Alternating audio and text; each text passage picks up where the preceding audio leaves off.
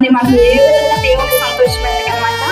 మన యొక్క నడవడికలు న్యాయవంతంగా తలంపుల్లో, మాటల్లో, చేతల్లో, నడవడికల్లో, ఆలోచనలో, సమస్తమైన కార్యాల్లో కష్టమే అయినప్పటికీ మనం సాధన చేస్తే, మనం ప్రయత్నిస్తే దేవుడు ఏం చేస్తాడండి? ఆయన పరిశుద్ధాత్మ ద్వారా మనకి ఏం చేస్తాడంట? సహాయం చేస్తాడు. మనంతటా మనం వెళ్ళలేం, మనంతటా మనం చేయలేం, మనంతటా మనము పరిపూర్ణంగా మార్చబడలేం. కానీ ఎప్పుడైతే ఆయన ఆశ కలిగి మనం ప్రయత్నిస్తామో, ఆశ కలిగి దాని కొరకు మనం శ్రమిస్తామో, మనకి ఏం చేస్తాడండి దేవుడు? ఆయన పరిశుద్ధాత్మ దేవుడి ద్వారా మనకు సహాయం చేస్తాడు. ఆయన మనల్ని ఏం చేస్తాడ?